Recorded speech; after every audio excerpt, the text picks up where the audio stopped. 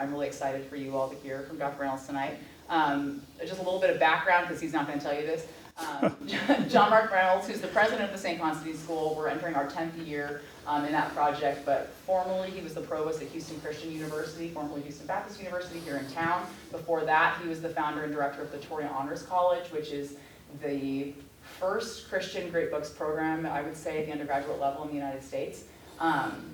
And it's very successful. They're entering their, 26th year, yeah, something like that. Yeah, of operation there at the Biola University in Southern California. He is the proud homeschool dad of 4 children, and he and his wife Hope live right across the street.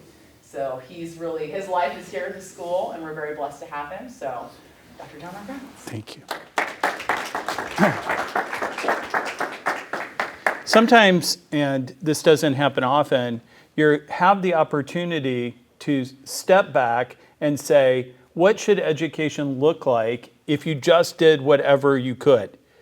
And I was at a certain point in my life, and I thought, okay, I've done what I could in places that let me do what they would let me do. Now, what would education look like if I started with the yellow legal pad absolutely blank and tried to ask God to help me what it would look like to have a Christian, classical, Orthodox school? What would that look like if we didn't compromise? We did what in America would be the appropriate thing to do if you're going to have a school that is in a place like Houston, teaches in English, and was truly Orthodox for all God's people in Houston. And we'll talk about why we came up with the ideas that we came up with. But I want you to know that right from the start, I didn't begin when I was the only employee with the idea of what compromises should we make? What would make this work? What would make people want to come? It was stepping back because of some other job opportunities I had. If I just wanted to advance my career and get a better job and follow the natural progression, given my career track up to that point, I had another job opportunity, and that would have been a thing to do, nothing wrong with that. But I had also seen the ups and downs of traditional American higher education in particular, and so I wasn't sure I wanted to participate in that anymore.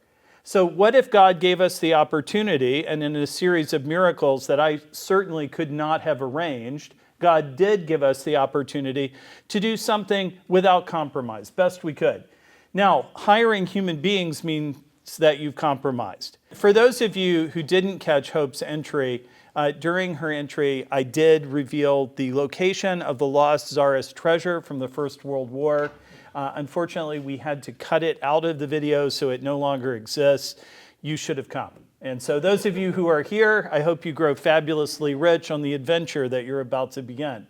And in some ways, we were beginning an adventure when we decided, let's not do the conventional thing, because through a series of miracles and the help of friends, we got the opportunity to try the unlikely thing. The thing where we would start with an Orthodox classical Christian school that would begin with a college, intentionally small, and out of that college would be born a K through 12 that would integrate with it in a K through 16. And if you have any questions, I can talk to you about what it means to talk about K through 16, but it's really not my focus tonight, that part of the project. More the philosophical or theological things that make us go. Now, there's a real problem when you set out to do something if you don't know what you're doing. For example, if you think about what we're doing, we have to think about the nature of being Orthodox. There are all our students at one point in our history at St. George doing our thing. We really want to be Orthodox. We want to express the fullness of the Orthodox faith while allowing all of Houston to participate in what we're doing. What would that look like? Simultaneously, we're not a church. This is the college, one of the first graduations. We're not a church. We're an educational institution, which means we're a work of laity. There's a reason we're named St. Constantine. St. Constantine wasn't a bishop. He wasn't a priest. He was an emperor who faced the fall of the Roman Empire. And in the fall of the Roman Empire, in the tension between a failing religious system that could no longer unite the empire and a failing political system where defending Rome itself seemed impossible, Constantine was able to think outside the box and say, what if I became an emperor of the Romans but didn't have to defend and feed Rome? What if I built a new Rome, Constantinople, in a defensible place that was itself economically viable, and we went from there and saw how it would go? We won't lose control of ancient Rome, but we'll put our headquarters in a place where I no longer am subject to the mobs. I'm no longer subject to the tensions of this giant city that can no longer be fed or controlled or defended. This kind of thinking outside the box is truly amazing. And it also allowed him to say, how can I unite my empire? What is an idea set sufficient to unite the empire? Now, often people are confused. Constantine himself did not make Christianity the official religion of the Roman Empire.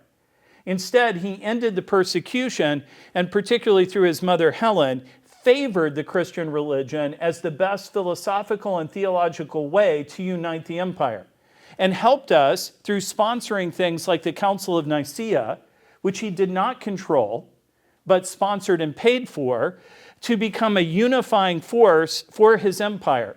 We could not have classical education if it weren't for Constantine, because he bought for the classics 1,000 years of preservation in the East, so that eventually in places like Florence and in places like England, these prized, beautiful works of literature, culture, and art could be passed forward to us and help ferment the cultural revolutions that led to science, the Renaissance, the birth of the Industrial Revolution, and so much that's good that we stand in the heritage of.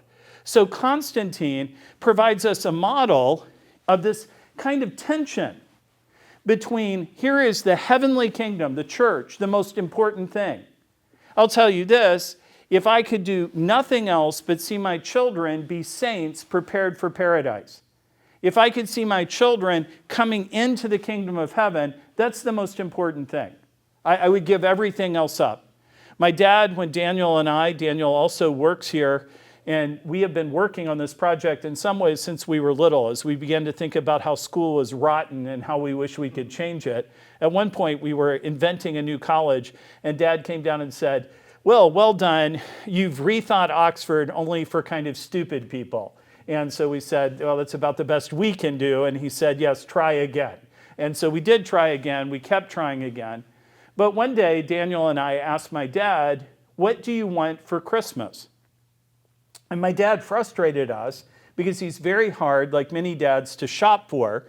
And he said, 2 boys who serve the Lord. Well, that's the kind of cheesy answer that either makes you want to throw up in your mouth a little bit and it doesn't help you at all. I mean, how do you do that? So we waited until next year and we asked again, and my dad just consistently said that for years. Now, he didn't just say it, we knew that he meant it. My dad's first priority wasn't that we would go to the very best colleges. He didn't care. He was happy for us to go to the very best colleges if we could get into them. But his main goal was to see us as souls fit for paradise. And it was one of the happier days of our lives when, as my dad, he's still with us, he's 87, but as he grew older, one day we said, what do you want for Christmas? We expected the normal response, but as middle-aged people, we got to hear, you don't have to bother. I'm getting what I want for Christmas. And that was good news. And hopefully we will maintain that, call no man happy until he's dead. Hopefully we will maintain that throughout his lifetime and throughout our lifetimes. But let's just stop and say, if you're here, if you're interested in what St. Constantine as a school system has to offer, and you don't want to make faith in the revelation of God's Son, Jesus Christ, central, which points to God and takes us heavenward, then you've made a mistake.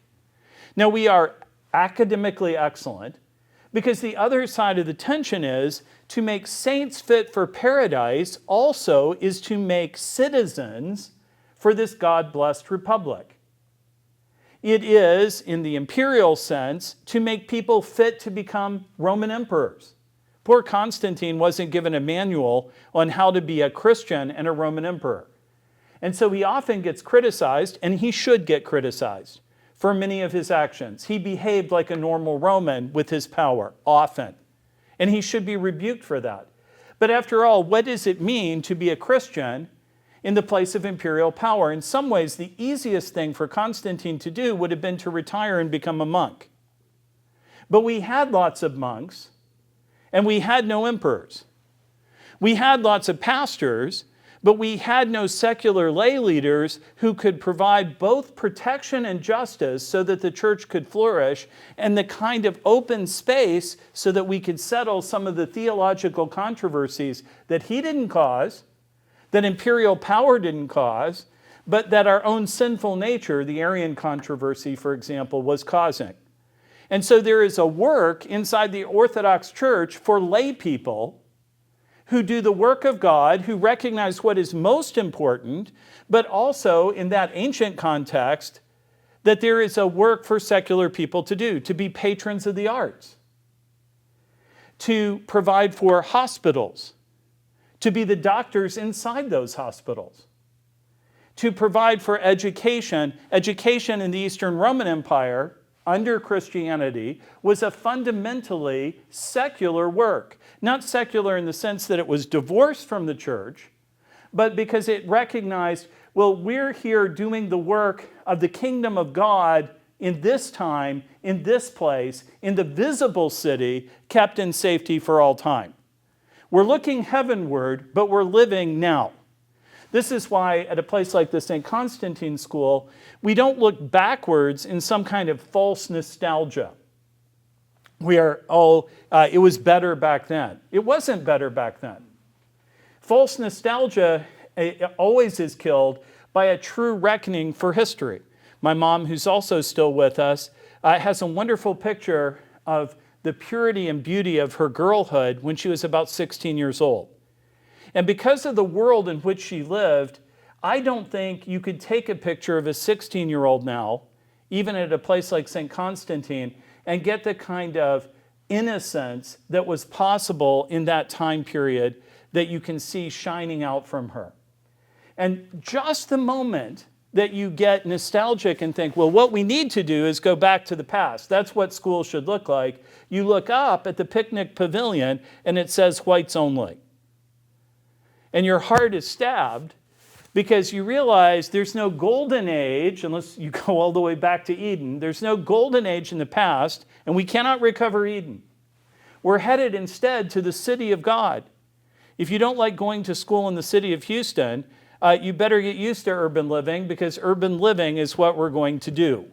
And so there's a reason also that we place our schools inside of cities, because the city is the place that we're headed. It is what we began to build after we left gardens. And then we place our gardens inside of cities, maybe some sheep, some goats, some chickens, because we also want to express a harmony with nature. So I want you to see that right away, as you begin to think about our vision, the very symbolism, the very icon of the school begins to express a deep and powerful truth about the nature of Orthodox Christian classical education. Can someone read to me what the slide says up there? I get tired of my own voice, and you get tired of my own voice, so let's have a little break. What does it say, if you can read it? Conversation between the classical and the Christian in Orthodox education is long-standing. Our curriculum finds its support in the writings of St. Basil. So St. Basil, who came out of Plato's Academy, obviously founded what we do because he came out of Plato's Academy, and yet he became a Christian bishop. And there's no mistake, he knew the priority of Christian teaching, the importance of sacred scripture, the priority of following Christ over all things, but he also understood we lived in the here and now. We lived in his context in an ancient empire, the Roman Empire, that you had to live and move and find some degree of being and commonality with other people. And so he also knew that God had provided a kind of common grace to all people, that all people who sought after God could find him and could also find wisdom, particularly wisdom about how to live in this life. Have you ever noticed that sometimes Christians can make the mistake of ignoring becoming competent at the thing they're doing because they believe that their correct theological opinions will make it okay that they're incompetent? I don't know about you, but at least when I was young, Christian movie meant it was going to be really bad. Because the holiness of the message of the movie doesn't help cover up the fact that you don't know how to use a camera, or you don't know how to write a good script, or the dialogue is clunky. After all, a church that could produce, let's say, over thousands of years, the beautiful art that we see in the Hagia Sophia, or the glorious nature of Constantinople, or the great writings of Dostoevsky and Tolstoy, ought to be capable of doing better than we sometimes do. Now, what we have to remember is that this is a tension. The eagle has two heads. They're in dialogue with each other. It's one body. Living today always tempts us to make a priority of the world, the flesh, and the devil. That's one way to go wrong. And heaven knows you don't have to look far to see that happening. Even inside the church. Not just inside of lay people, sometimes even clergy can be, I'm told. My dad was a pastor for a long time. And he tells me that sometimes even clergy can become obsessed with the world, the flesh, and devils. But I don't judge. I only say that this tension exists inside of each one of us. We can also forget about heavenly things, or we can forget about earthly things, and so become incompetent at our calling. If you're called to be a lawyer or a doctor, your piety is no cover for your incompetence. And if you serve your fellow person incompetently, that's a sin. And so unless you're just not going to do anything but pray, you do have to live with the tension that the kingdom was, is, and is to come, but we live in a broken world where we have to serve. As citizens of the American Republic, whatever you think of it, we have to love our neighbors, and loving our neighbors, we serve them. And so we are educated to do that task, to understand what's going on. St. Basil says, even in the pagan Homer, this is his advice to young men going off to school, we can find the wisdom of the ages. Now, if you've read the Iliad and the Odyssey with some of your children, you will know that there's absolutely nothing in the Judeo-Christian tradition, in the Orthodox Christian tradition, directly to be found there. Instead, the great saint points us to streams of wisdom that in some ways we are able to hear with our broken minds more easily than we sometimes can hear the more pure truth. We can drink of that water more readily because it's nearer to us, if we lived in ancient times in particular, than the higher things. They can be steps to the kingdom of God. After all, think of music. We start our little kids with very simple music. Sometimes we give them recorders and drive parents crazy, right? They play them hot cross buns, which is strangely just like Mary Had a Little Lamb, right? Those three notes, you can do a lot with them. We don't leave them there. We hope that they progress to higher things. In the same way, we're surrounded by goodness, truth, and beauty, expressed by all God's children. And learning to find that in all God's children is actually a great way to strengthen our faith, because after all, we sometimes kid ourselves. We think, all I need is the Bible. All I need are holy books. Well, maybe somebody is good enough to do that. But it's like this. When I'm told that, all I need are those things. Why do we look at Homer? Why do we look at these works over here, even works from other cultures that aren't touched by Christianity? I'll say something like this. Hello, I'm talking to you, and you're talking to me. And I can promise you it's better to talk to God than to talk to me. But you do talk to me. You talk to your husband. You talk to the people around you. You talk to the people you love, because sometimes people need to talk to people. Is it better to talk to God? Sure. But the best things are not always the things we need all the time. So think of the St. Constantine school as understanding we should always be prodding everyone to turn Godward.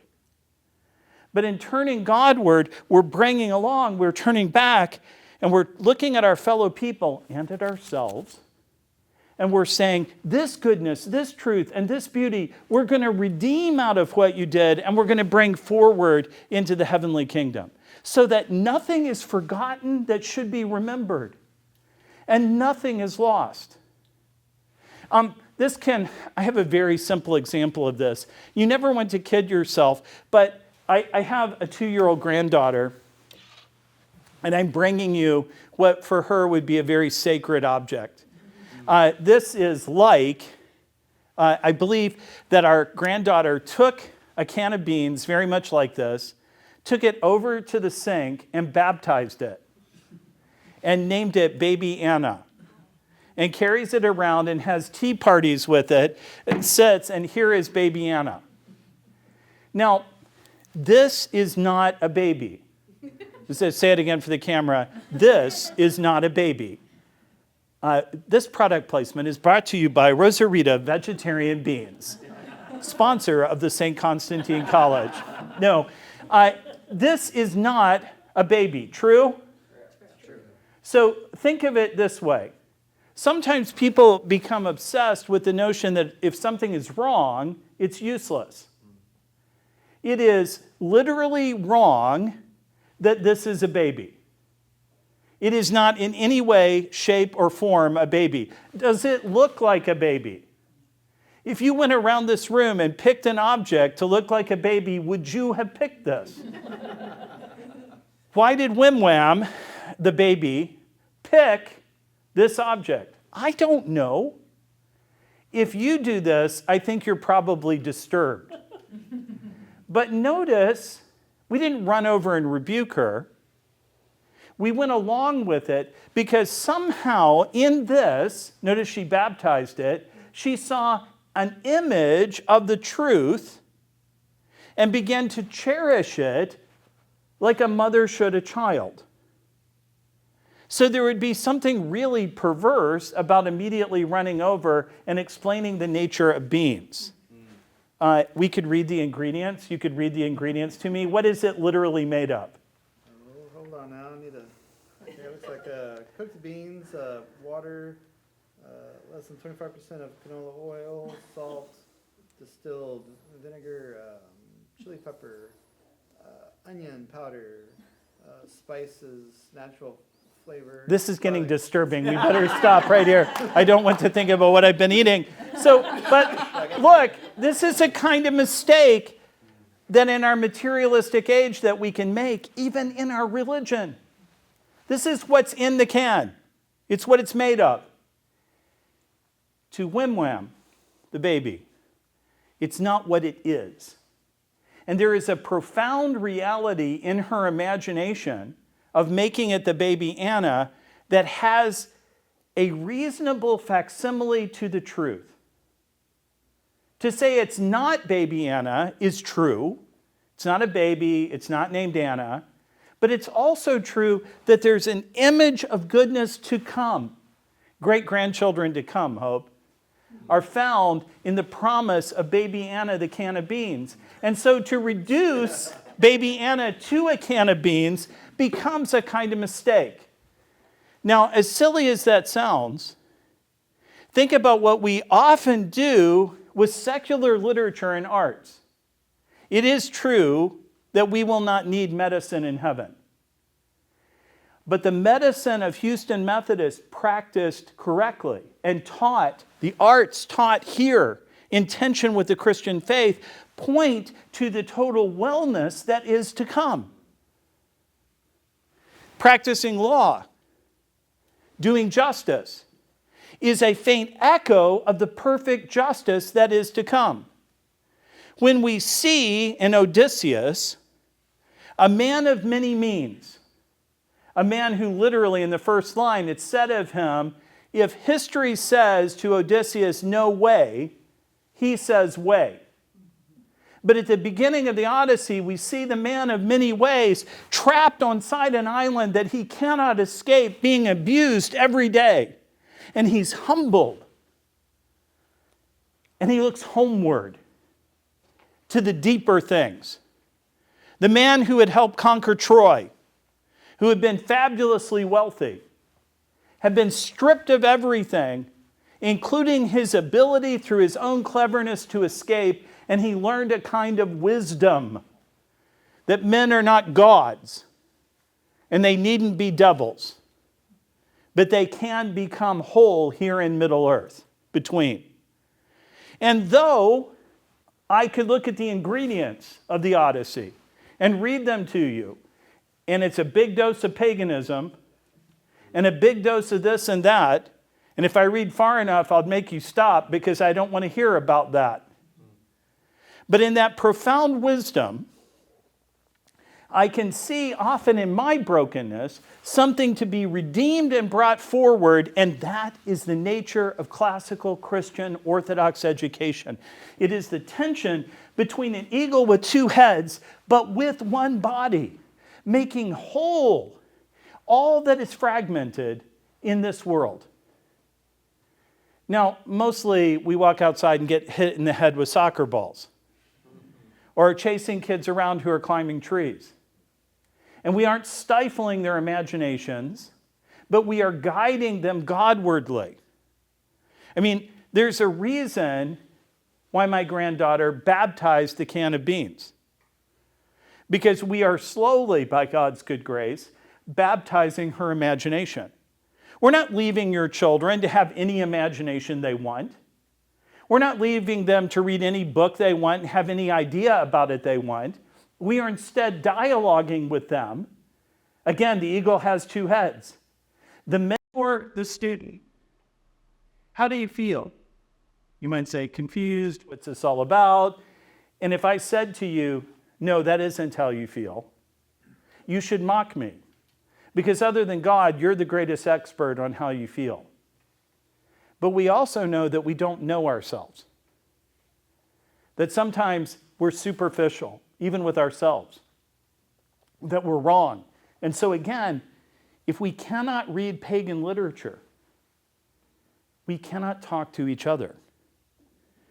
Because the brokenness within us is at least as broken as the Iliad and the Odyssey. And yet with that, we must deal. So broken literature becomes a chance to bring healing to our broken souls. Because after all, even a perfect book, the Gospel of John, who's reading it? We are. So even if we began with a perfect text and only read it, we would still have to practice the tension between the broken, redeemed, and the perfect that is our goal. So that's a beginning of the nature of classical Christian education. What else is going on? Someone read this slide to me, it would be helpful. Secular education, elementary through university, had a nearly continuous history in Constantinople. Theological education was less of a product of the theological schools and more in the monastic communities. By 425, Theodius II had founded the University of Constantinople. The pause here is just to say, why are we not a parochial school? It isn't because we don't like churches, it is because we're not a church. And what is true to the Eastern tradition in the Eastern Empire is that the work of education was primarily, in most places at most times, the work of lay patrons or the empire. And that was true in places like Romania, Bulgaria, Russia when they broke off. And whether that's good or bad, that's true to who the Orthodox are. So it isn't something we rejected a model. We just said, okay, let's try out what we've always done. And this is the history behind that decision. Eastern Roman education then lived in this sequence. You had a nearly university level education that was possible in a city like Constantinople or in Alexandria, all the way down to elementary education. And the sequence of education There was actually some access for women, which was unusual, particularly in the Greco-Roman world.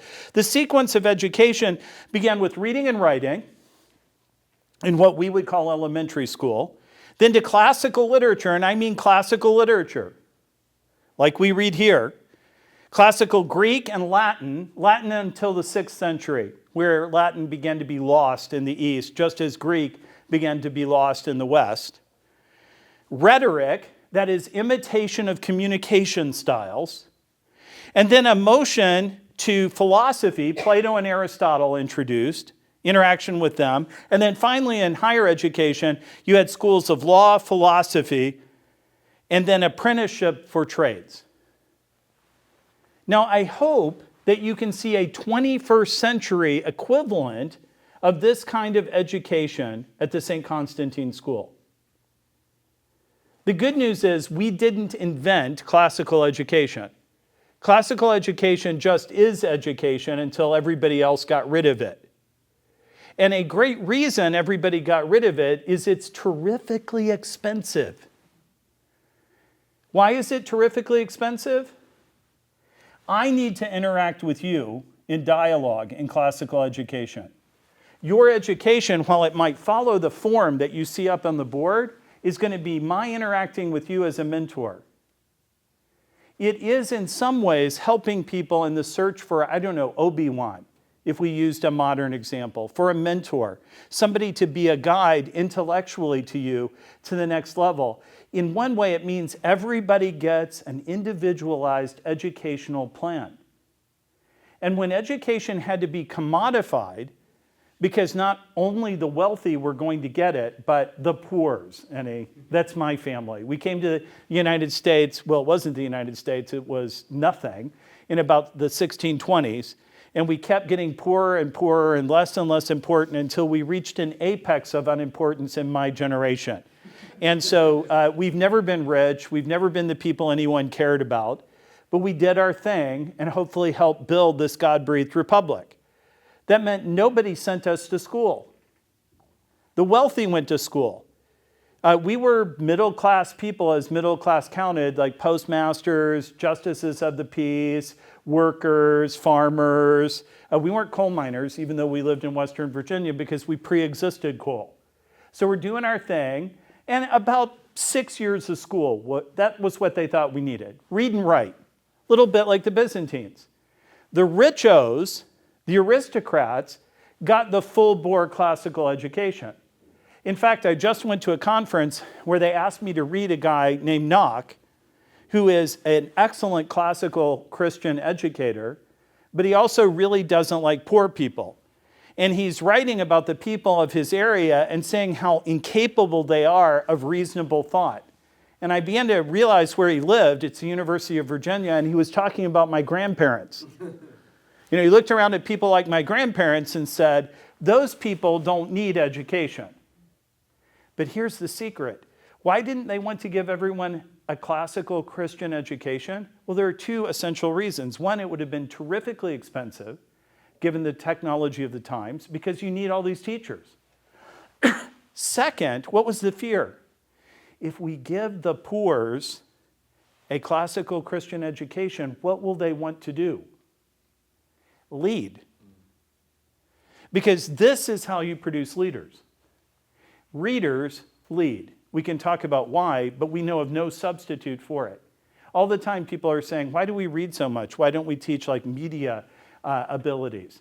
Well, we don't teach pictograms either. Literacy is the basis for higher civilization. It always has been. It doesn't matter whether your culture is Christian or not. Literacy does something to you. And the more you're taught to read and understand, the more you're taught to be numerate, a different kind of decoding, the more you're taught the scientific methods, the more you're going to be able to be free. If you want to make a slave, ask Frederick Douglass. Slaves couldn't be taught to read. Teach a slave to read, and you can kill him and beat him, but you'll never enslave him. And so for centuries, the work of the church was to liberate people by spreading literacy, both in the East and the West. No dark ages. Wherever we could, we spread literacy as far as technology would allow us to do, but we were broken. And so too often, this is where St. Constantine, I hope, is different. We would limit literacy, deep thought, deep dialectical engagement with the great philosophers to the elites, the people who could afford to pay for the kind of one-on-one mentoring that is required. Now imagine this in this God-breathed republic. What if instead of Jefferson and Knox, inherently racist and ethnocentric, aristocratic education, we had this kind of classical education for anyone who wanted it? And that's part of this vision. Because fundamentally, it was okay when we couldn't afford to give everyone everything, but it isn't true anymore. Because technology allows us to be liberated from the need of a sameness in our curriculum and allows for humanness because we can individualize in a way that we couldn't when we needed credit systems and jumping through hoops to make sure that everybody got a kind of education. We can do things that we could never do before. And this is fundamental to who we are. In this period of time, both East and West, the church preserved education during down periods. It isn't that the church was ever perfect, it's filled with us. And so people would become snooty and limit education, or they'd make disastrous cultural mistakes and kingdoms would fall, empires would fall. We would become decadent. And in this rise and fall, the one thing that is always guaranteed to survive is the church of our Lord and Savior Jesus Christ. And so occasionally, even in the East, the active religious life of the church would carry education forward. We owe a great debt, for example, in the West, to the church that out of that great ancient patriarchate, spread classical education forward into places like the English-speaking, what would become the English-speaking world. The church would act as the final buttress when the secular groups failed. But after all, if everyone became priests and bishops in the Orthodox Church, we wouldn't have a city.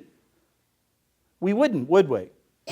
And so in the end, the church would let go and let reboot this great tradition of secular educations in universities in the West, like Florence and Paris, and a place where oxes crossed over a bridge. Let's call it Oxbridge. Or there's a bridge over the River Cam. We'll call it Cambridge. Now, this is all very easy. It's all very dramatic. But it's very hard to do. And because we're broken, there exists some tensions inside of classical Christian Orthodox education. Somebody read the first tension for me. Classical thought is some is very hostile to Christian values. This is true of modern secular ideas as well. Yeah, I don't have to tell you that more and more, for example, in some areas of ethics, sexual ethics, for example, we're living in negative space. We're having Christian ethics mean that people who are powerful and cool, who make the culture, don't like us anymore. It's not that they don't agree with us. Our ideas aren't even worth talking about. They're just bad. That's hard. And the temptation when you run into bad ideas, what's the temptation? Well, the first thing you should do with a bad idea is reject it. Everyone got that?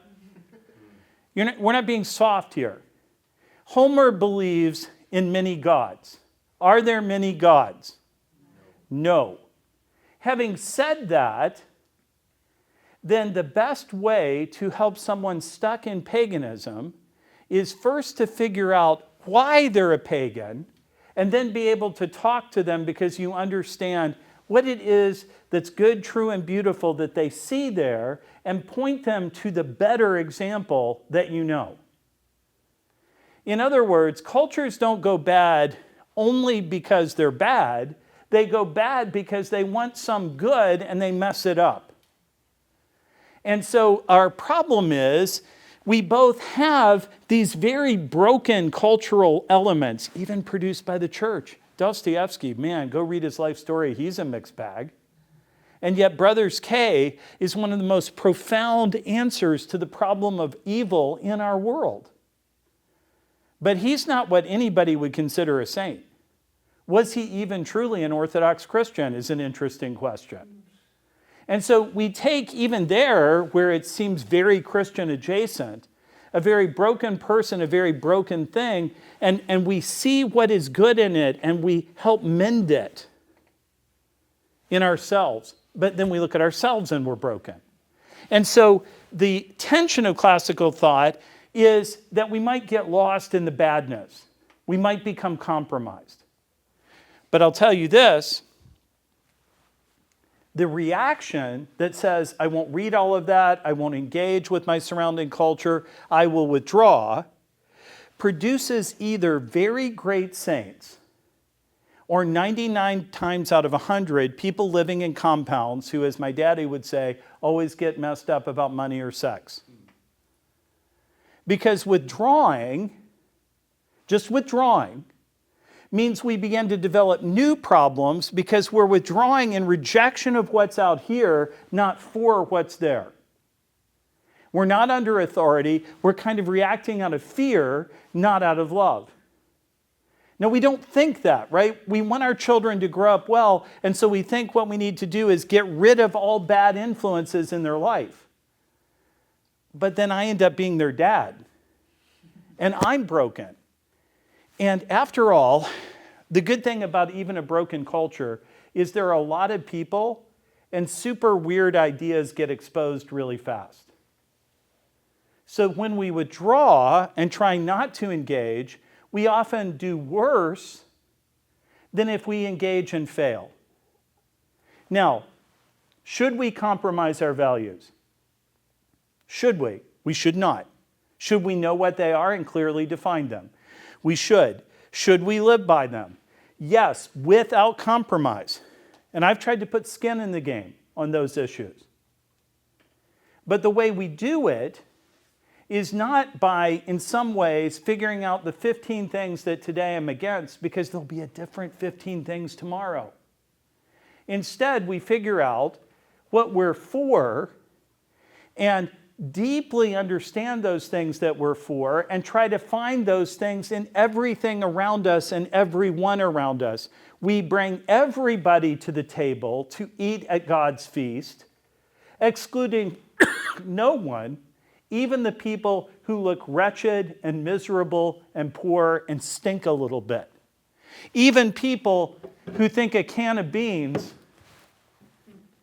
is a baby and don't think a baby is a baby. Without compromising our values in any way, shape, or form. We stand firmly for what is good, true, and beautiful. And yet we do not become unable to invite others to God's table to hear the truth. Because, as my granddaddy was wont to say, we don't become so narrow we can see down a straw with both eyes. No, think about it. We just lose all binocular vision. We can't see anything around us. We just see down one little narrow pipe. And we become unfit to help. How can we save those around us? Well, the temptation, of course, as I've just said to you, is to solve this tension. Will someone read this slide to me? Reduce tensions at the cost of life. Life is found in creative tension. The reduction can be done in both secular or fundamentalist religious directions. Yeah, so this tension is hard. When I was in grad school, I wanted my professors to like me. Almost none of my professors were Christian or Christian adjacent, and I wanted to be like them, and I wanted them to like me. And so the temptation is to begin to compromise your values. When I was in grad school, I turned on the TV once, and I saw the person who became my dissertation advisor on one side of a protest about an abortion clinic, being for the clinic, and I saw my dad in clericals on the other side protesting the taking of human life that was going on in the clinic. I admired my dad in that moment. It's very difficult when you're in a grad program like that, where I both admire my dissertation advisor, I owe her a great deal and a great debt. And yet I also found her moral views in that area to be morally evil and even monstrous. So how do you become mentored by that person? Now you might say, well, you shouldn't have gone to a philosophy department at all. And let's assume that we could live in a world without philosophers, though I'll tell you, when you need us, you do. And then you want to call one of us. We're not great, but we're necessary when we're necessary. You don't need many of us. But imagine we did the same thing with medical doctors. And we said, well, you can't serve with that surgeon and learn surgery from him or her. He or she is pro-choice and active in that way. I'll tell you this right now, very few students would be going to medical school in the culture that we live in. And so we have to be consistent and fair and say, how do we live in a world without compromise, where the temptation is to say, I'm never going to tell my advisor. And I can't tell you, I wish I could tell you it was not a temptation to me. I'll just shut up. And I did have a mentor, a student of C.S. Lewis, gave me advice, and he said, mostly keep your ideas to yourself and then give them both barrels as you go out the door. And that was pretty good advice, because you don't want to be obnoxious and you're there to learn and not teach. But every once in a while, you can't do that. You get stuck in a position. I was in a position once where there were people evangelizing outside the philosophy department at the University of Rochester. And they weren't doing a very good job of it, and they were kind of hicks, and it was easy to make fun of them. And my entire philosophy class, it was on Aristotle of all things, began to make fun of them and make fun of the tract they were handing out, which was mostly full of scripture. Now, I could have played the I'm high church and nothing like those people card. I could have even gone along because some of what they were doing was pretty silly. But that would have been wrong. And so what did I have to do? You have to speak the truth in that situation, even if it costs you. So the tension is, there are things to be learned, but we will be in context often while we learn, where moral compromise is a great temptation. And so there are two kinds of people in the world. There are the kind of people that never manage to say anything morally courageous or change their views to just fit in their profession. Or there are people who become so brittle and fearful that they can only talk to people who exactly agree with them. And in the end, they have, like, to become their friend, you have to sign a 60-page confession of faith, including their politics and everything else. And these are all serious issues, but do you see the tension? In a classical Christian education, part of the purpose is to help you negotiate that. And I don't know how that is for you, because you're you. You don't have my personality, which is, again, why we'll often put your kids in a room and let them ask questions and struggle and not necessarily hasten to the right answer, because we need to find out the way that your kid can both dare to be a Daniel, stand up in bad times, but also become effective so that they can get into positions like Daniel was in. To get into Daniel's position to save the people of God, he had to learn astrology 3 jillion times better than all the people around him. He wasn't memorizing the Old Testament, he was writing it. Yes? And to do that, he had to learn pagan Babylonian knowledge better than all the people around him without compromising. So to me, the heart of classical Christian education, in this sense, that we try to do here is often found in Daniel chapter 1, the last verse. Whenever I say that and someone looks it up, they're sure I must be wrong. Because the reference simply says this, and Daniel endured until the end of the reign of, and I think it's Cyrus, but I don't have it right in front of me. And this is a decades experience. What I remember from Daniel from being a kid are the big stories. Daniel in the lion's den, the miracles that occur, Shadrach, Meshach, and Abednego, the fiery furnace. But if you count up all the miracles in Daniel, 5, 6, decades of surviving in the court of the Babylonian king, where everybody around you hates all your values.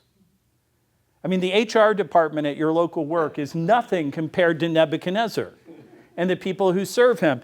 And Daniel, to survive, needed a classical education in his terms and 4 miracles. Yes, we need God to intervene. But God didn't intervene for Daniel every day. Daniel survived day after day after day, being a normie, just going to work, doing his thing, and then every once in a while taking a stand. Never compromising. St. Basil is the great defender of this tension. Let's read a little bit of St. Basil. Will somebody do it for me? Be sure we shall become more intimately acquainted with these precepts in the sacred writings, but it is incumbent upon us for the present to trace, as it were, the silhouette of virtue in the pagan authors. For those who carefully gather the useful from each book are wont, like mighty rivers, to gain accessions on every hand. This is what I've tried to say to you using many images, including a can of beans. But of course, the great saint says it better than I do in a greater summary in his letter to young men heading off to school. All of this is ultimately found in the fear of the Lord. And the fear of the Lord says the ultimate reality is the good God who is good, true, and beautiful. And that this good God I cannot essentially understand with my intellect. And when I see that ultimate reality, when I'm facing Godwardly, because I can't fully understand it, I begin to wonder, because it's wonderful. And when a human wonders, what is the natural thing to do? If I'm wondering about something, what's the next thing to come out of my mouth? Well, most often, when it isn't praise or worship, perfectly appropriate, it's a question. And so the dialectic, which is central to our school, asking questions, begins in the fear of the Lord. And this fear of the Lord produces a sense of love and ultimately finds its satisfaction in a long quest of knowing God better and better and better, of asking a question, finding an answer, and that leads us what? To another question.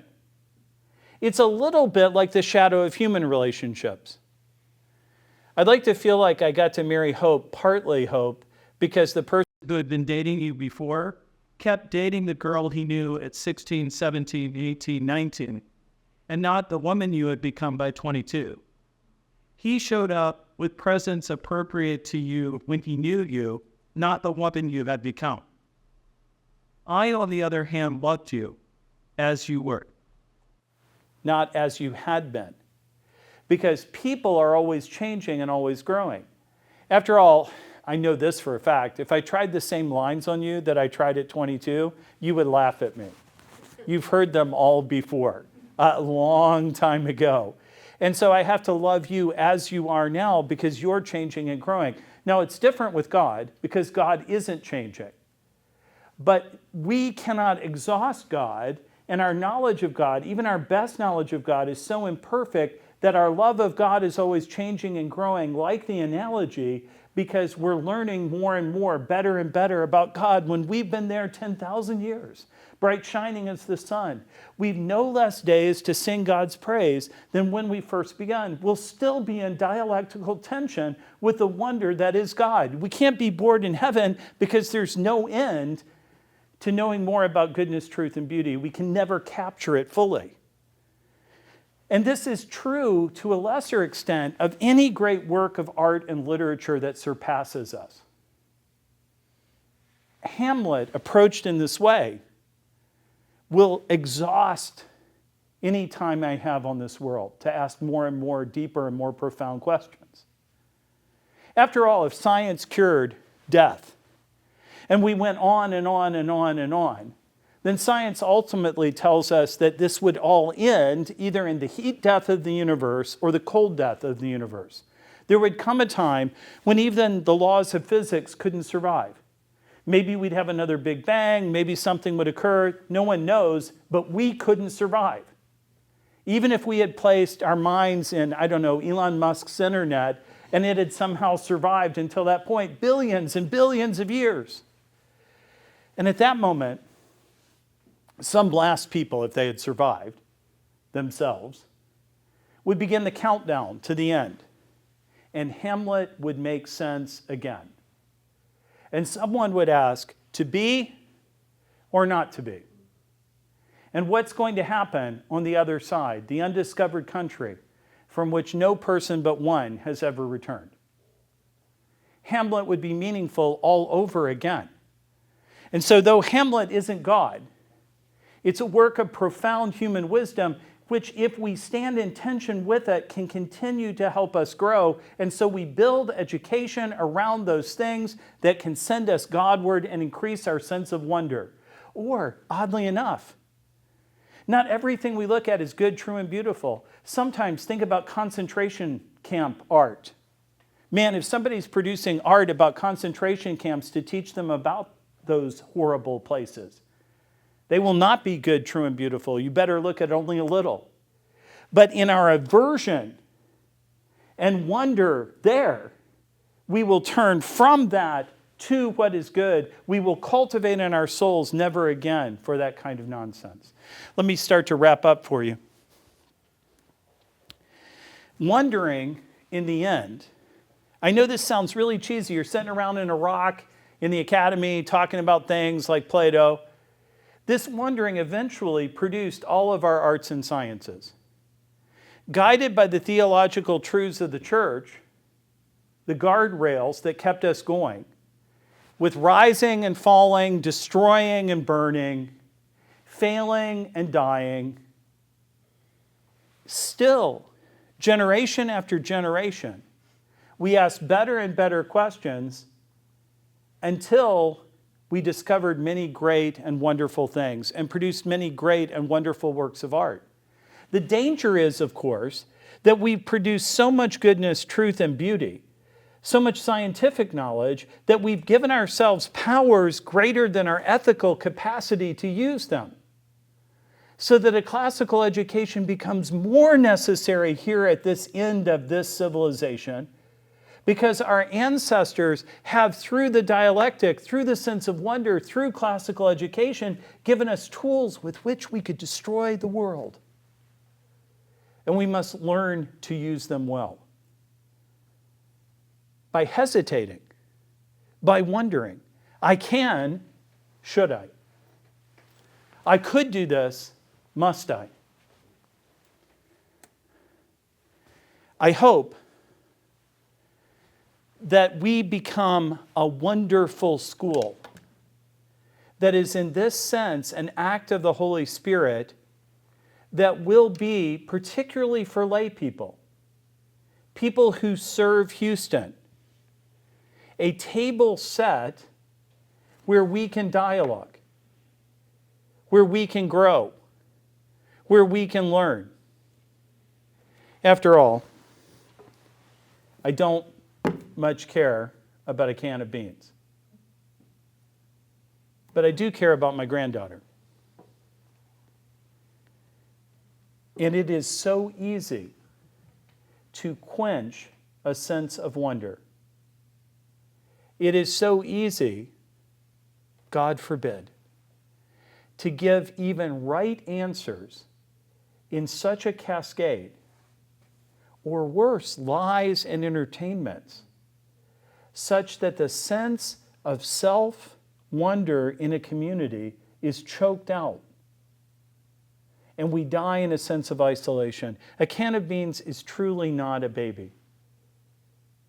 But notice when we destroy the imagination, we cease to see humans as humans. Because we lack the capacity to see anything that doesn't aid our personal peace and affluence as human. We become lost in ourselves, the only people. And whatever our credentials, we have ceased to be educated. A classical Christian Orthodox education without compromise will end up making us fit to live in the visible city and serve, so that we can come to live in the city kept in safety for all time, that ultimately will manifest itself in fullness, where we will live with all God's children, world without end. Amen. Thank you. If you have questions, I'm happy to take them. We have a little bit of time, I think. Yes? What do I want your kids to be able to do? If they choose to do what we ask them to do, we're making them fit to lead in the city.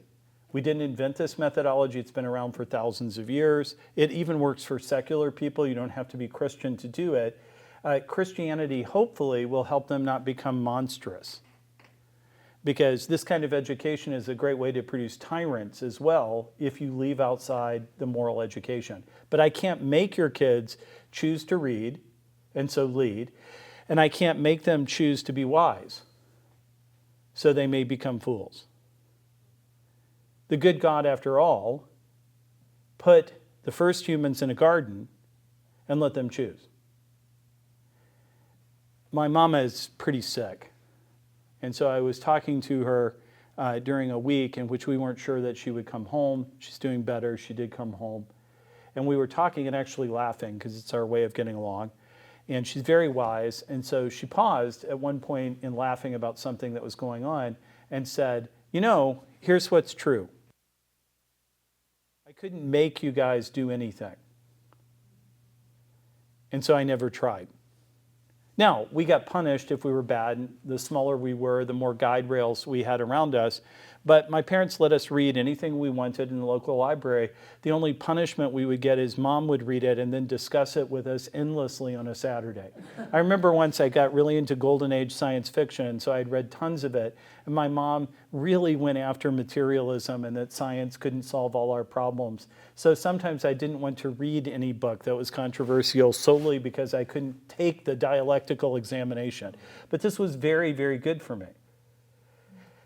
Because Mom understood that though she could never approve of anything bad we did, and I was the black sheep of the family, wandered away for a while, unlike my brother, though she would never approve of bad we did, she would always dialogue with us and lead us Godward, as God did with Adam and Eve in the garden.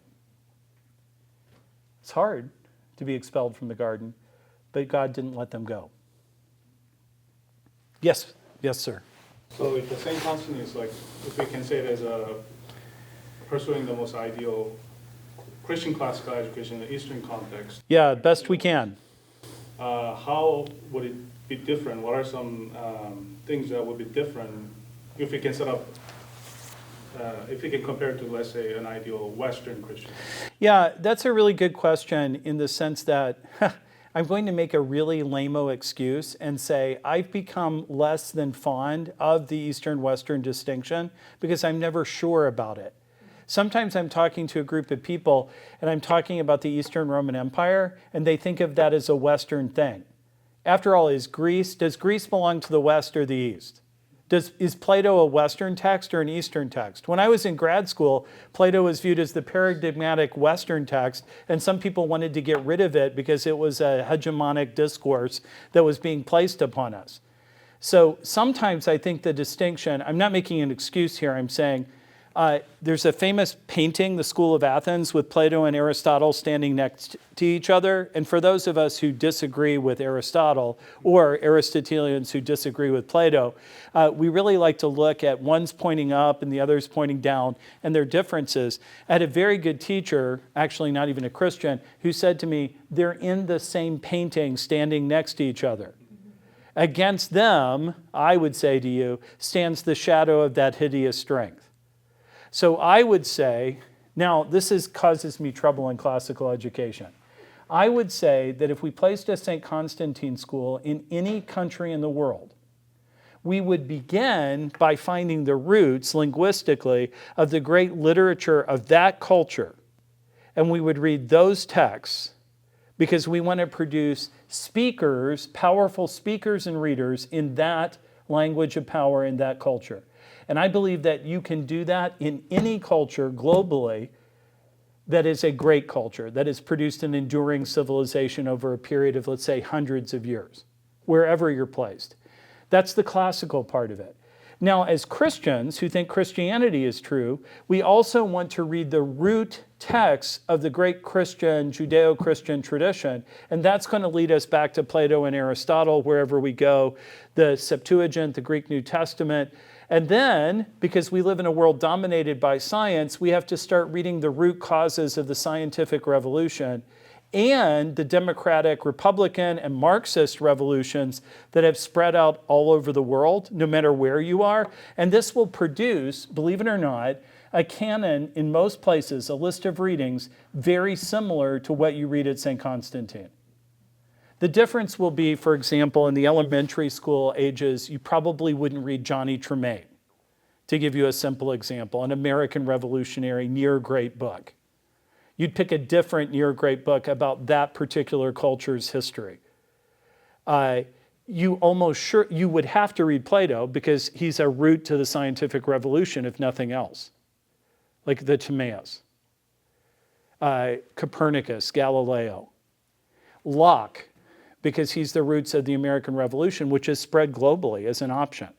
The great German thinkers, many of them quite wicked from my point of view, that produce some of the bad ideas that still infect countries all over the world. We have to understand those and engage them thoughtfully. So the canon isn't going to be as different as you'd think, but it's also more inclusive than people often think. And I think the distinctions between East and West sometimes obscure that. Now, having said all of that, that doesn't really answer your question because I don't like thinking in those terms. I will answer your question because I do have to think in those terms sometimes. If I accept the East-West distinction, the way it's usually understood, then I think Eastern education will tend to be non-parochial, whereas the Western tradition tended to be parochial or more church-controlled. The Eastern tradition will tend to have a bigger role for the lay patron or the government inside of education than the Western tradition originally did. I'm generalizing a lot, so that means there'll be exceptions all over the place. And third, I think they agree on more than they disagree on. The further you go back in time especially, after all, the West of the one Constantinian empire was still part of Constantine's empire. And the bishops talked to each other across East and West for hundreds of years to come. And even after the Great Schism, we didn't have the internet, right? People weren't doom scrolling on the internet and, oh, the Great Schism has occurred. We have to do things. God knows how long it took the Norwegians to figure out what was going on with all this.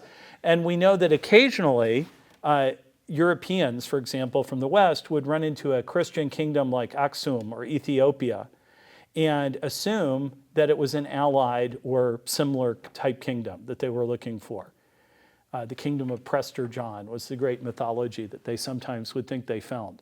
So despite all the evils of that period and the ups and downs of all of that, I actually think if you're forming a classical Christian school that's really orthodox, the differences in second grade are going to be less than you think. I wish that we had second graders who asked a lot about the clause proceeds from the Father and the Son, but it just doesn't occur a lot. It doesn't even occur a lot in high school. Do you know what high school students mostly are? Lonely and sad, and trying to find order in a disordered world that hates them. And so I wish we had time to do more differences. And we do talk about important differences. And if you graduate from here as a Baptist, you're really clear that you're a Baptist and you're not Orthodox. And if you graduate here as a Roman Catholic, you're really clear what the differences are between these two expressions. And you get it. And we're really Orthodox, and you chose to be here as a part of our family. Because as Bishop Thomas said, I used to talk about the Orthodox are the home team, and you should respect the home team, but we're all like playing the same game, so let's go for it. It's a terrible image, but what can I tell you? And Bishop Thomas rightly rebuked me, and he said, no, everybody's on the home team. The Orthodox are the hosts of a great meal that we all sit down and eat together. And after all, when you're all sitting down and eating a great meal together, you don't spend a lot of time figuring out who made it. Right? You might thank the church every once in a while, or the lay people who made this possible, who are Orthodox. But too much of that is not eating. We're mostly here to eat and educate. And the differences are smaller than you might think. After all, the scientific revolution, which was mostly produced by the great monotheistic faiths in its ultimate fulfillment, some Jewish roots, some Islamic roots, overwhelmingly Catholic roots in the West, is a great gift to everyone.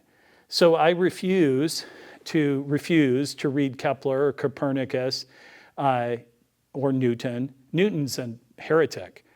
He doesn't belong to anybody, any great church, but he really wanted to be a Christian. He was just terrifically eccentric and had his own ideas. I'm told, and I think this is true from my own reading, that he wrote more about the book of Revelation than he wrote about physics. This is really regrettable, really, really regrettable, or theology in general. So I hope that answers your question, both at the level where I think we actually create divisions that we shouldn't, and that I even played with in my talk. So I appreciate the question. But then secondarily, let's accept the divisions. And there are divisions we must sustain, and that I do sustain. I've written a paper on what is the nature of the church, where I take a very, very traditional Orthodox notion of what the true church is. But the good news is, about you, I can make no judgment at all. About ecclesiastical organizations, I rarely have to make judgments. But if I do, I'll do what my bishops say. But it doesn't come up a lot, right? God knows when we triumph. And the West, we live here in the West of the world, is redeemed. We can split Harvard and Yale between Eastern and Western expressions of the faith, and we'll argue then. But right now, we're sitting in a little office building in Houston. We've got a lot of work to do, a lot of souls to redeem. And I will tell you this, I'd rather help all the homeless people in Houston than get control of the U of H. Because people are more important than programs. And that's something we learned from the church, right? Yes, sir. As a backdrop to your talk, you had an icon of Theotokos, and I was just wondering what her role is and what it does.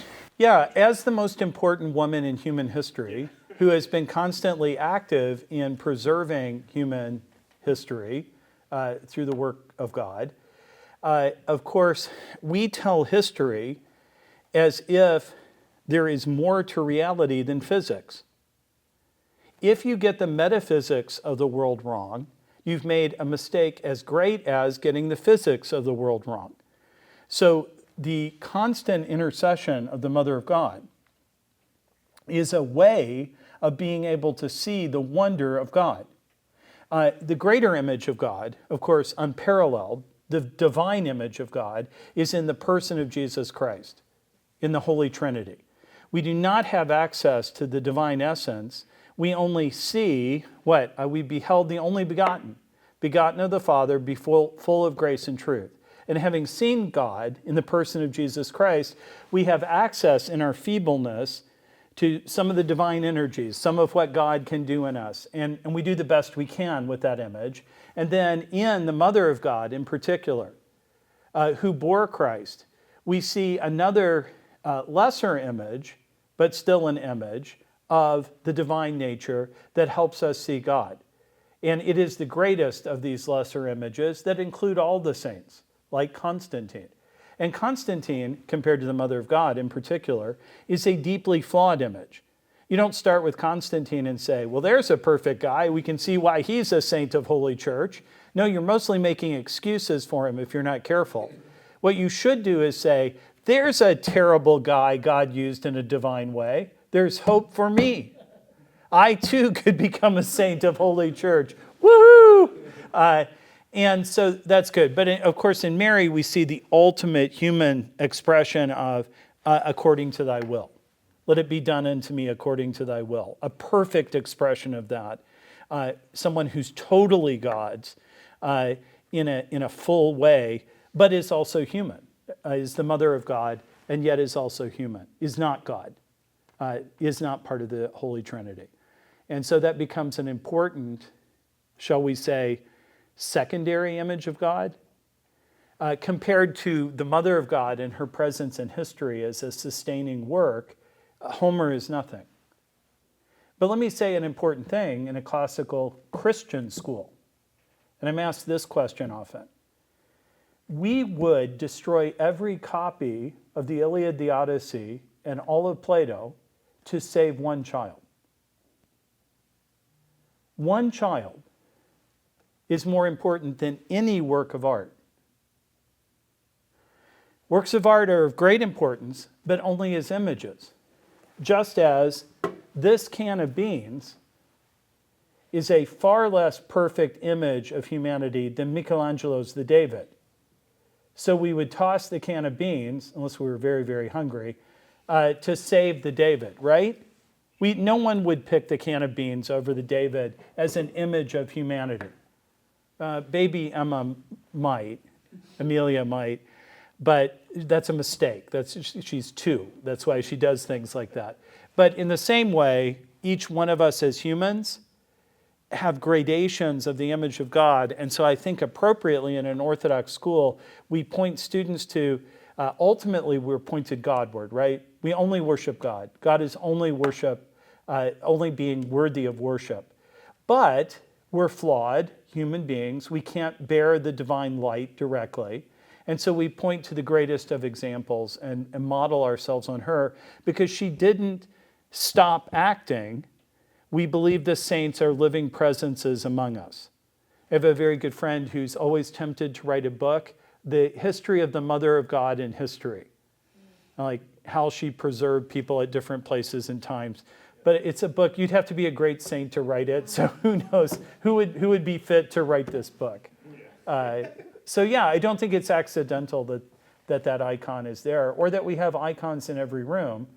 But without confusion. One God, but many, many human examples, some of them great saints that are ever present with us intervening, and holy angels. The air around us is thick, metaphysically, with being. It's full. And if we don't see that, if we get that wrong, then we live in a disenchanted universe that, again, produces this sense of lack of wonder. If you see a star and you lose a sense of wonder about it, all you see is a light that isn't even as bright as the light of your iPhone, which you use to drown out the light of the star, then a great human educational experience will be destroyed for you. How much more to fail to see the eyes of the Mother of God looking over each child that bears the image of her Son. And of course, ultimately, to fail to see the beatific vision in the person of Jesus Christ, Father, Son, and Holy Spirit, one God. That's what I think about that. And I'm sure I've expressed it imperfectly, so theologians can write me and tell me mistakes I made and rapidly. I'm a philosopher, not a theologian. I don't even play a theologian on TV. Yes? Do you think that the activity of the intellect in the dialectic Mm-hmm. can ever become an obstacle or a stumbling block? Yes. Progress Yes. in the spiritual life? And if so, Yes. how are you trying to watch for that and mitigate that? Yeah, the problem with being a school is we're just a school. And this is particularly true of my college students. College students will often come in and I'll say 2 things right away. I'm not your parent and I'm not your pastor. I'm your professor. And if you don't have a parent and a pastor, you probably shouldn't have a professor. I can't do all 3 of those roles. So I'm going to say a hard word. This is a hard word. Ready? If your kid is getting Christianity through a school, they will have the terrible burden of having received something that should be received intellectually only through the intellect, which I do not think is the most important way to receive it.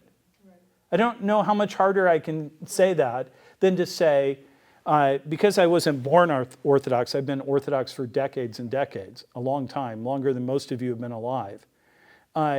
Because I wasn't born Orthodox, I came to faith in a small church in West Virginia, and when they pushed me under the water of the Little Sandy, a fish jumped over my head. It was so frightened to see me that I remember seeing the fish fly over my head out of the water, and we caught it in a picture.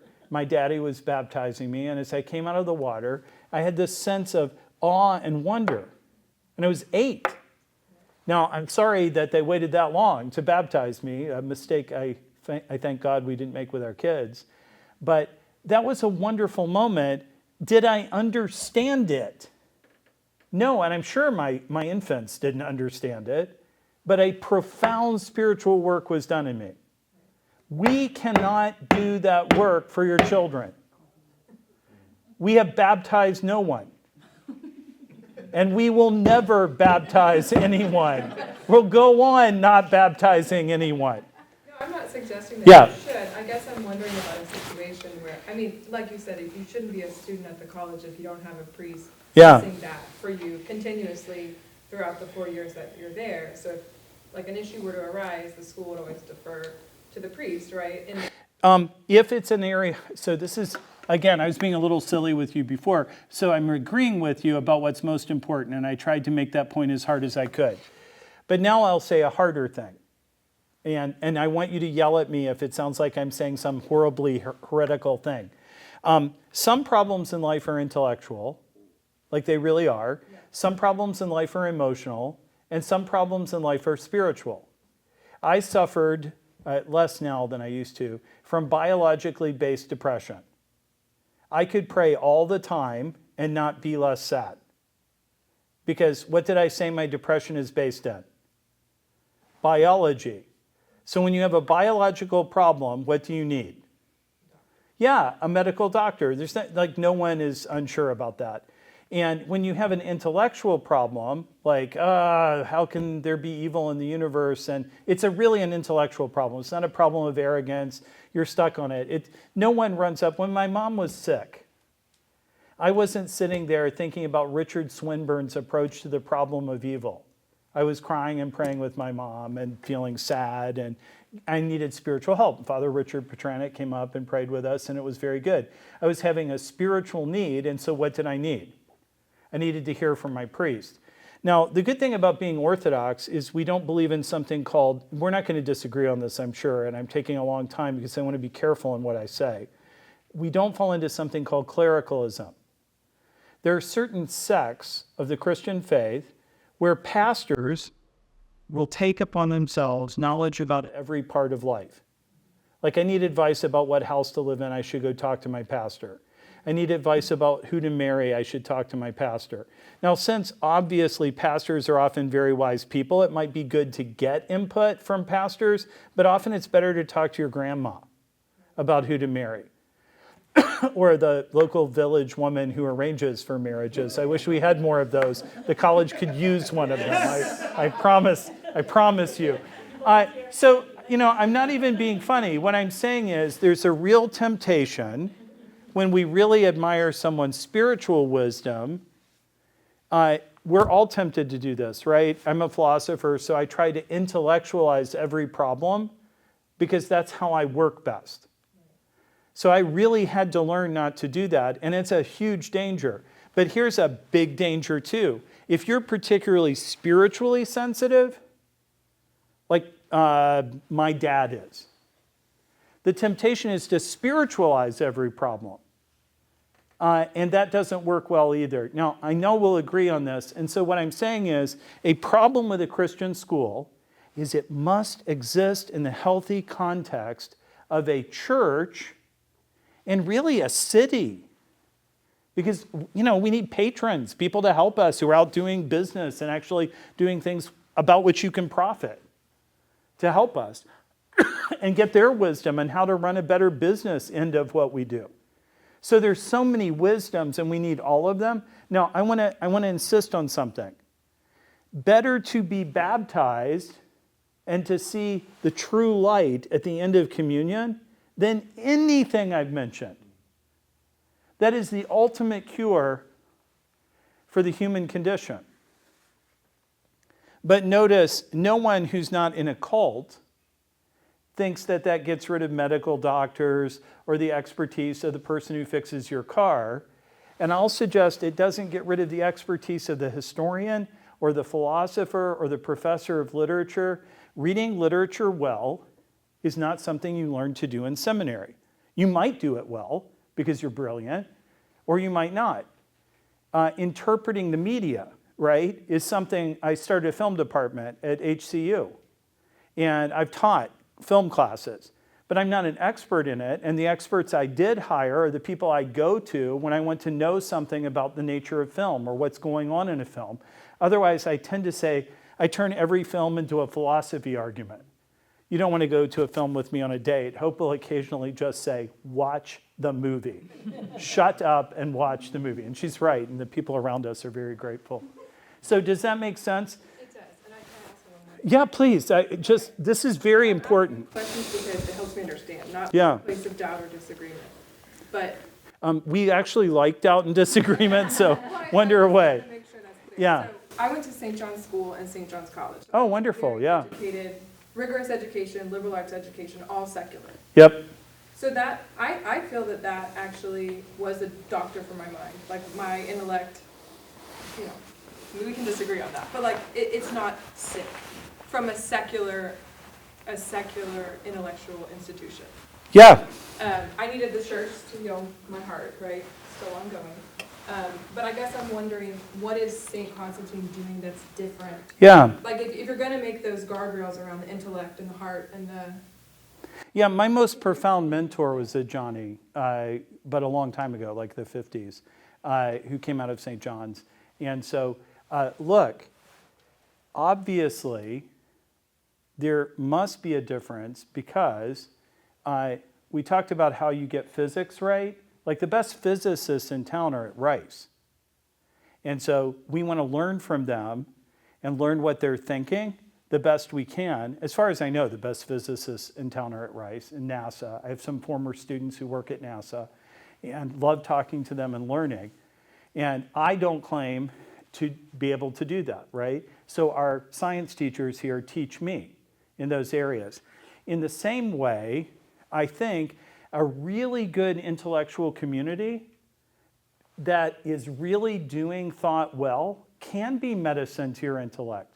They're created in the image of God, and if they're seeking the truth really hard, they can cure that part of your soul. But notice the defect to it, and this is where I hope this isn't arrogant about us. The defect to it is getting metaphysics wrong and not providing you a pointing way, yeah, that's right, that gets you to the Godward place where you can find healing for your soul. The other thing is most great books lists are deeply defective when it comes to underplaying the influence of religion in the West. So I'll give you an example not from the Orthodox tradition. You cannot understand the United States without understanding John Calvin. But John Calvin makes it into almost no great books list because of religious discrimination. Many great books, programs that are secular, will read John Locke, who's necessary to understand the American founding, absolutely necessary to understand our Constitution and the Revolution. And they will remove the number one book John Locke quotes from the text because it's so boring for students. What's the number one book John Locke quotes? The Bible. His most famous work that helped form the American Revolution is the second treatise on government. The second treatise on government is his relatively secular argument for revolution. If it's the second treatise of government, what does that imply? There's a first treatise of government. The first treatise of government is a long reply to a guy off the top of my head named Filmer, who was defending, based on Genesis, the divine right of kings and no revolution being possible based on a biblical argument for kings and a kind of patriarchal form of government. John Locke spends an exhausting amount of time beating the living daylights out of Filmer and refuting him to the point that no one reads the first treatise of government anymore because he won that big time. But John Locke tried to be a Christian apologist and thought of himself as a faithful Anglican. If you talk to most people who have a liberal arts education at a secular school, they know none of those things because Locke's Christianity has been nearly purged from him. He sadly defends slavery at one point. It's inconsistent with the rest of his thought. That much many students know about John Locke, his defects, but they know nothing about his Christian teaching. So even from a secular point of view, intellectually, I think secular universities often downplay what is arguably the most important influence on the West, which is, for example, the Roman Catholic Church. Essentially, they have blinders on. Yeah, how do you get the Big Bang Theory without a priest that helped develop it? How do you get Mendelian genetics without Mendel? How do you get Mendel without the ideas that formed Mendel that helped him think that way? So that if we're limited to a physical view of reality, we will miss very important things, including true things and evil things. We'll miss occultic motivations for many of the terrible movements of history. For example, the New York Times still refuses to remove a Pulitzer Prize from a man named Walter Duranty, who traveled to Stalin's Russia and basically covered up for the Holodomor in the Ukraine, the great destruction of the Ukrainian people in forced starvation. He gave the Stalinist line. And do you know why he did it? Because Stalin bought him off in a series of horrific parties. Duranty had a very degenerate view of reality. Now, you can look this up. It sounds like I'm making it up, but I'm not. I'm not falling into conspiracy theories or saying anything about which anyone disagrees. Duranty had traveled around Europe with a guy named Aleister Crowley, who, if you've ever heard of him, you know of him because he was the founder of Satanism in the 20th century, dedicating Europe to Satan. Now, let's even be secular about it and just assume that Duranty was a depraved lunatic. This is the guy that was our man in Moscow interpreting Stalin to us through the New York Times. And so even if I thought all of that was nonsense, Aleister Crowley, and it was all made up and there's no spiritual forces at all, isn't it relevant that Americans were getting at least some of their picture of Stalinist Marxist Russia through the lens of a Satanist, whom we gave a Pulitzer Prize? Yeah, it is relevant, and it's not the thing that people usually talk about, but not in second grade. It is the kind of thing that ultimately in the college we would talk about here and have talked about, because we look at all of history. I hope that's a helpful answer to your question. But it also, look, please. I wouldn't trust any professor or teacher in some ways as far as I could throw them, because we have betrayed the mandate of the Christian classical education we inherited. And partly through this kind of intellectualism that's so gross. It's so gross.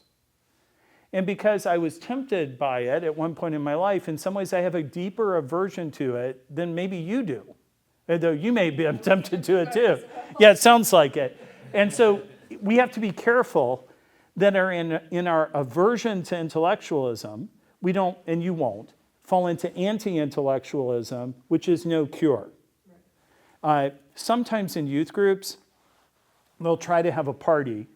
And to plan the party, they'll pick the least moral person in the youth group, who's kind of the fun person, and they'll pick the person who's the least fun in the youth group, who's like uptight, and they hope that they'll cum their way to a good party.